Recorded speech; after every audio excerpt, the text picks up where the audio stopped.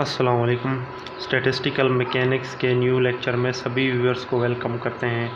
आज की इस क्लास में हम the mono atomic ideal gas के कुछ टर्म्स को कंटिन्यू रखेंगे। तो मोनो एटॉमिक आइडियल गैस के लिए जो पार्टीशन फंक्शन हमने निकाला था वो कुछ इस तरह से था। इससे प्रीवियस लेक्चर में हमने इस रिलेशन को निकाला है।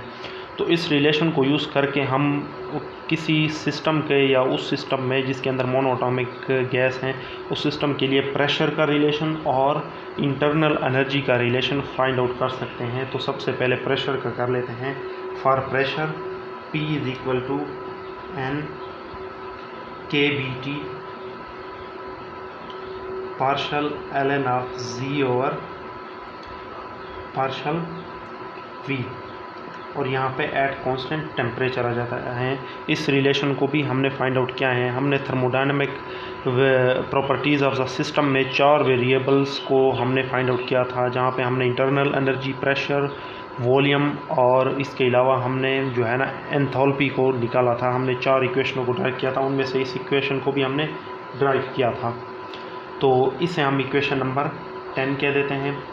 अब देखें यहाँ पे हम पार्शल ln ऑफ जी और partial v at constant temperature, इस टर्म की वैल्यू हम यहाँ पे पुट कर सकते हैं इस इक्वेशन से निकाल कर। अगर इस इक्वेशन का हम लॉग लें और उसे विद रिस्पेक्ट टू v के डिफ्रेंशिएट कर दें एट कांस्टेंट टेम्परेचर के, तो हमारे पास जो है ना उस सिस्टम के जो प्रेशर होगा, उस सिस्टम के अंदर गैशियस का जो प्रेशर होगा वो हम ईज़िली फाइंड आउट कर सकते हैं। तो इस इक्वेशन का हम सबसे पहले लॉग ले लेते हैं, taking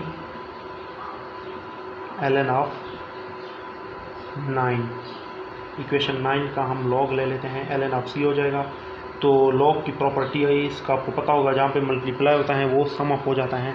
log of v plus ये पावर वाली स्टार्ट में हम लिख सकते हैं 3/2 ln of 2 pi m K B T और h स्क्वायर, इस तरह से। अब हम इस इक्वेशन को डिफ्रेंशिएट कर सकते हैं एट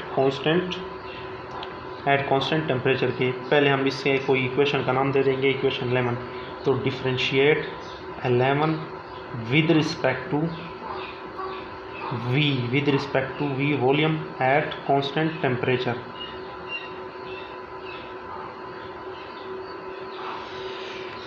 एट कांस्टेंट टेम्परेचर के। तो ये इक्वेशन कुछ इस तरह से आ जाएगा, partial ln of G over partial v at constant temperature, ये इक्वल टू आ जाएगा 1/v। चूँकि हमने टेम्परेचर को कांस्टेंट लिया हुआ है तो ये तमाम की तमाम टर्म ज़ीरो हो जाएगी। तो इस टर्म का डेरिवेटिव जस्ट यही आएगा 1/v। तो ये टर्म जो है ना, इस टर्म की वैल्यू हम यहाँ पे पुट कर सकते हैं। तो यहाँ पे 1/v आ जाएगा। पुट दिस इनटू इक्वेशन 10, तो फिर क्या आ सकता है, तो हमारे पास ये इक्वेशन बन जाती है P is equal to N के B T over v।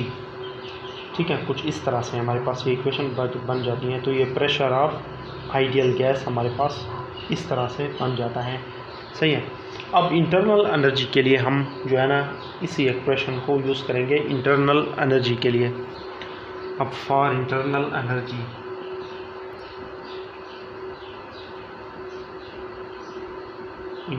Energy का एक्सप्रेशन भी हम जो है ना फाइंड आउट कर सकते हैं यूजिंग दिस इक्वेशन।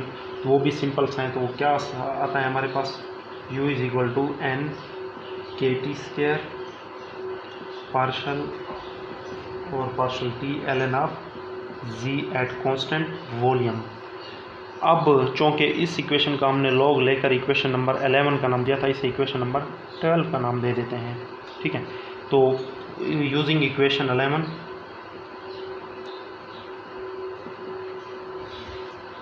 वो क्या थी, ln of z is equal to ln of v plus 3/2 ln of 2 pi m K B T over h square.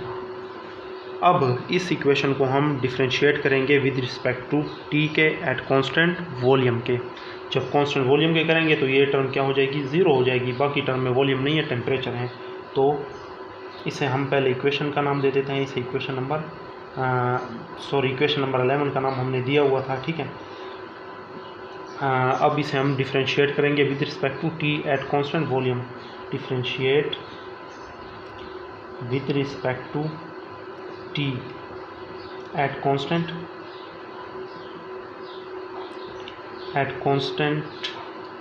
Volume को कांस्टेंट रख के इस इक्वेशन नंबर 11 को हमने क्या करना है, डिफरेंशिएट करना है। ठीक है, तो इसे डिफरेंशिएट कर लेते हैं। Partial ln of z over partial t eight constant volume, तो ये क्या आएगा हमारे पास इक्वल, ये टर्म 0, इस टर्म का डेरिवेटिव क्या होगा, लॉग पहले बटे में आ जाता है तो 3/2, इसको इन्वर्स में पहले लिख लेते हैं, जो कि लॉग को जिस तरीके से हम जिस रूल से हम जो है ना डिफरेंशिएट करते हैं उस तरीके से, तो ये आएगा h² ओवर 2πm kbt। अब इस टर्म का डेरिवेटिव, चूँकि t यहाँ पे मौजूद है, t के अलावा बाकी तमाम टर्म हम लिखेंगे क्योंकि पार्शल और पार्शल t आपस में कैंसिल हो जाते हैं, तो बाकी ये इसका डेरिवेटिव आता है 2πm kb ओवर h²। ये h² इस h² से कैंसिल हो रही है, सारी टर्म जो है ना यहाँ तक कैंसिल हो जाती हैं, तो हमारे पास बचता क्या है 3/2t। तो यहाँ पे हम 3/2t यहाँ पे पुट करेंगे।